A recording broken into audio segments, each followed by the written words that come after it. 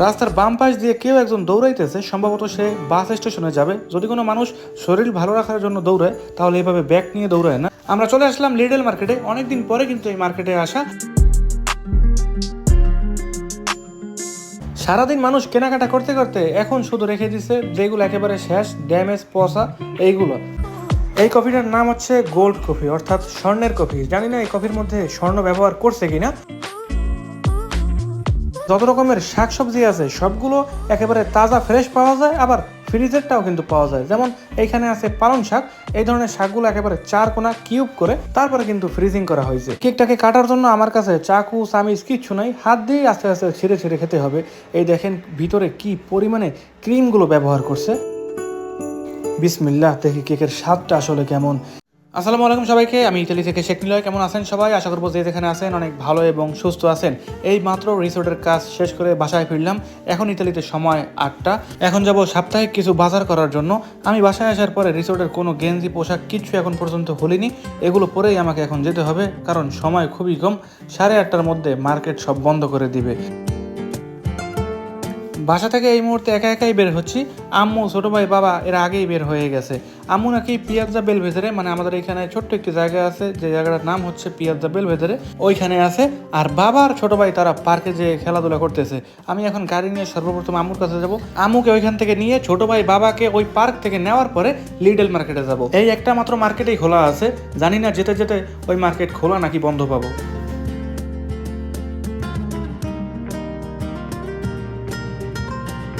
পিয়াজ্জা বেলভেদেরে যেতে আমার এখান থেকে সময় লাগবে 4 থেকে 5 মিনিট। গাড়ি চালানোর সময় যত ভিডিও করতে পারবো না, আপনাদের সাথে দেখা হবে খুব শীঘ্রই।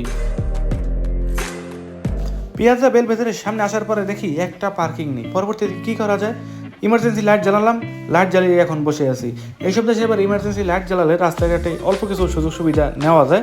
এখন এই লাইট না জ্বালালে পিছন থেকে বিভিন্ন রকমের হর্ন, মানুষ এসে বলবে এইখানে কেন পার্কিং করছো। লাইট যেহেতু জ্বালাইছি কেউ এখন আর বলতে পারবে না।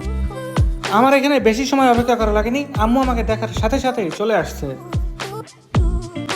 রাস্তার বাম পাশ দিয়ে কেউ একজন দৌড়াইতেছে, সম্ভবত সে বাস স্টেশনে যাবে। যদি কোনো মানুষ শরীর ভালো রাখার জন্য দৌড়ায় তাহলে এভাবে ব্যাগ নিয়ে দৌড়ায় না। আমরাও ঠিক স্টেশনের দিকে যাব, দরকার নেই এইসব মানুষকে গাড়ির মধ্যে উঠানোর। পরবর্তীতে সমস্যার মধ্যে পড়া লাগতে পারে। আমাদের দেশগুলোতেও যেমন সমস্যা আছে, এইসব দেশেও কিন্তু ওরা এই নিয়মটা মেনে চলে। অপরিচিত মানুষ যাদের সাথে কথা নেই, যাদের সাথে চেনা নেই, তাদের সাথে হঠাৎ করে কোনো একটা সম্পর্ক, কোনো হেল্প করা, গাড়ির মধ্যে উঠানো, তাদেরকে খাবার খাওয়ানো, এইসব দেশের মানুষরাও কিন্তু কখনো এই কাজটা করে না।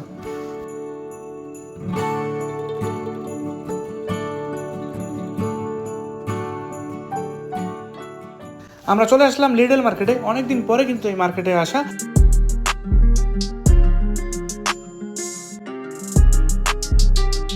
সকালে দুপুরে যে পরিমাণে মানুষ থাকে, এই মুহূর্তে মানুষের সংখ্যা খুবই কম, যেহেতু বন্ধ করে দিবে লাস্ট টাইম।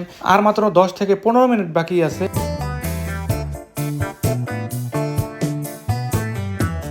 এখন পর্যন্ত কিন্তু অনেক মানুষ ভিতরের দিকে যাইতে আছে। ওই তো ওই একজন যাচ্ছে।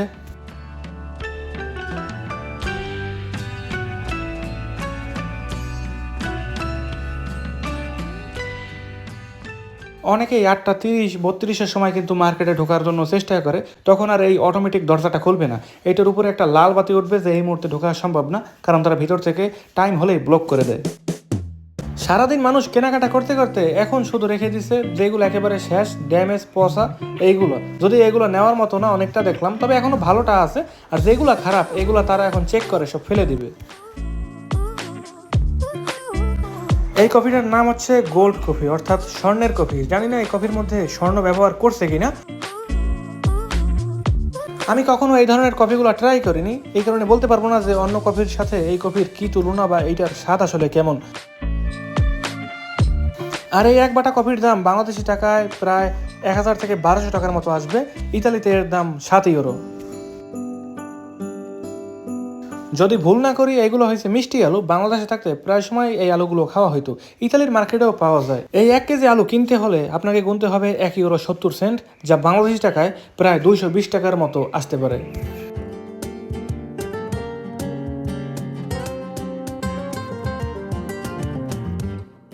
কি সুন্দর লাল টকটকা আপেল।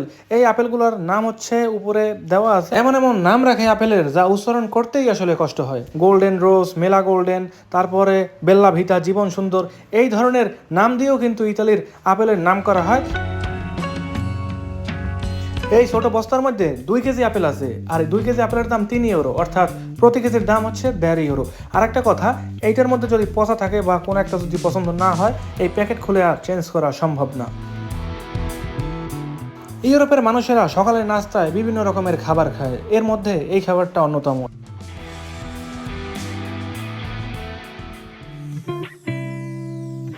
অনেক খাবার এখানে দেখতে দেখতে একটা খাবার আমার খুব পছন্দ হয়ে গেল, সেটা হচ্ছে কেক।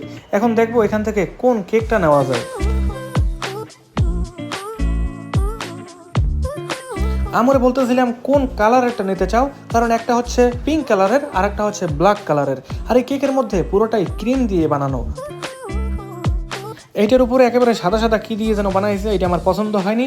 অনেকগুলো কেক বাছাই করে আমি অবশেষে পিঙ্ক কালারের এই কেকটা পছন্দ করেছি। দাম হচ্ছে 2 ইউরো। আর এই কেকটা পছন্দ করার একটাই কারণ, এর মধ্যে ক্রিম দেওয়া কেকগুলো কিন্তু একেবারে জন্মদিনের কেকের মতো লাগে। চলেন এবার আপনাদেরকে একটু ইতালিয়ান পিৎজাগুলো দেখাই। এইখানে অনেক রকমের পিৎজা আছে, এর মধ্যে বেশিরভাগই পাবেন হারাম মাংস দিয়ে তৈরি করা ওই পিৎজাগুলো। দেখলে বোঝা যায় যে কোনগুলো হালাল কোনগুলো হারাম। তবে খাওয়ার চেষ্টা করবেন সবচাইতে বেশি এই ধরনের মার্গারিটা পিৎজা অর্থাৎ চিজ পিৎজা। আর একটা আছে বেগুন দিয়ে তৈরি করা, জুকিনা দিয়া, পেপারনচিনি অর্থাৎ ক্যাপসিকাম দিয়ে বানানো পিৎজাটা, যদিও বর্তমানে এইখানে ক্যাপসিকাম দেওয়া এটা পাই নাই।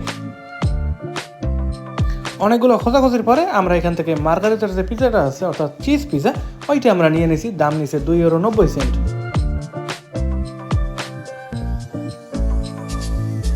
আর একটা পিৎজা ওই যে ব্ল্যাক কালার যেটা আছে একেবারে কর্নারে, ওই পিৎজাটার নাম হয়েছে মার্গারিটা পিৎজা হাই প্রোটিন। জানি না যে এই পিৎজার মধ্যে স্পেশাল কি ব্যবহার করা হয়েছে। ওই ধরনের হাই প্রোটিন পিৎজাগুলো সম্ভবত তারাই খায় যারা সারাদিন জিম নিয়ে ব্যস্ত থাকে, কারণ জিম যারা করে তাদের জন্য এই ধরনের মার্কেটগুলোতে special drink, chocolate, juice, biscuit এই ধরনের খাবারগুলো কিন্তু পাওয়া যায়। তাদের জন্যই মনে হয় ওই হাই প্রোটিন পিৎজার ব্যবস্থা করে রাখছে।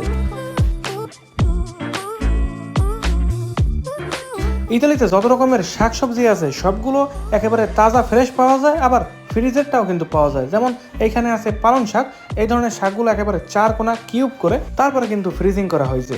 আর এইখানে আছে প্রায় আধা কেজির মতো শাক, বাংলাদেশি টাকায় 200 থেকে 220 টাকা দাম আসতে পারে। ইতালিতে 1 ইউরো 60 সেন্ট করে বিক্রি করে তারা।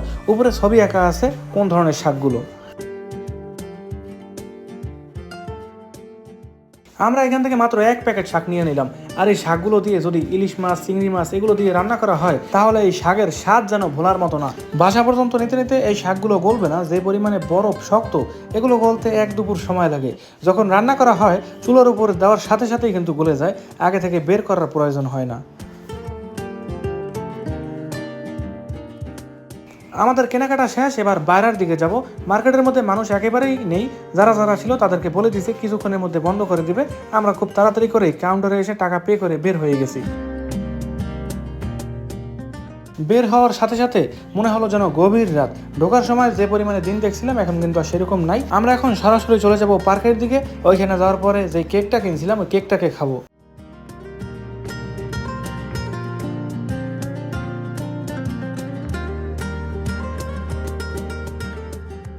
ছোটো ভাইকে একটু আগে যখন পার্কে আনতে গেছিলাম তখন বলছিল যে আমি এখন যাব না, আমি আরও খেলবো। তখন বলছি যে মার্কেটে যাই, কেনাকাটা শেষ করি, তারপর আবার পার্কে আমরা কিছু সময় থাকবো। যদিও এই মুহূর্তে পার্কের মধ্যে একজনও মনে হয় নেই, কিন্তু তারপরেও ওখানে যাব, দেখবো, যদি কেউ না থাকে তাহলে আমরা চলে আসবো।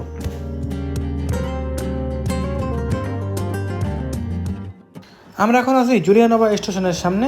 এই তো সোজা যাওয়ার পরে বড় যে হলুদ বিল্ডিংটা দেখতেছেন এর পিছনেই বিশাল এক স্টেশন, তার ওই পাশে হচ্ছে ট্রেন স্টেশন। এখন যদি ডানে ঢুকি, এই তো ডানের যে রাস্তাটা, এইটাই হচ্ছে বিশাল বাস স্টেশন। স্টেশনের মধ্যে একটা বাসও দেখি নেই। রাত যেহেতু 9টা বেজে গেছে, এই মুহূর্তে বাস সার্ভিসগুলো খুবই কম, 2-1টা করে ঘন্টায় ছাড়ে, একটু পরে তাও থাকবে না। আমরা এখন সবুজ সিগন্যাল দিয়ে বাম দিকের রাস্তাটায় যাব। পার্কে এসে আর অপেক্ষা করলাম না। আজকে বাসায় আসার পরে বিকেলে কিচ্ছু খাইনি, আমার খাবার হিসাবে এই খাবারটাই আছে। পার্কে আসার পর দেখি যে লিওনার্দো আর তার ছোট ভাই রিকার্ডো দুইজনে খেলতেছে, তাদের সাথে আমার ছোট ভাইও জয়েন করলো। এই কেকটাকে কাটার জন্য আমার কাছে চাকু চামিচ কিচ্ছু নাই, হাত দিয়েই আস্তে আস্তে ছিঁড়ে ছিঁড়ে খেতে হবে। এই দেখেন ভিতরে কি পরিমাণে ক্রিমগুলো ব্যবহার করছে। বিসমিল্লাহ, দেখি কেকের স্বাদটা আসলে কেমন। কেকটা অনেক ভালো লাগছে, অনেক মজা পাইলাম খেয়ে। কেকের মধ্যে একটু টক টক কিছু একটা ব্যবহার করা হয়েছে, জানি না স্পেশাল কি এই খাবারটা বা কি এই স্বাদটা ব্যবহার করা হয়েছে। ওইটা না থাকলে আর একটু বেশি ভালো লাগতো। যাই হোক, এখন যেহেতু অতিরিক্ত খিদে লাগছে, এই মুহূর্তে ওইগুলো দেখার সময় নেই। বুঝলাম না ভিতরের পার্টটা এত শক্ত কেন। এই দেখেন কি পরিমাণে ক্রিম, এই ক্রিমটা আসলেই অনেক মজার। আমার কেক খাওয়া দেখে অনেকেই বলতে পারেন আমি মনে হয় ভাত খাচ্ছি। আসলে বলার কিছু নেই, করারও কিছু নেই। আমার কাছে চামিচ প্লেট এগুলো যদি থাকতো তাহলে হয়তো বা আরও সুন্দর করে জিনিসটাকে দেখাইতে পারতাম।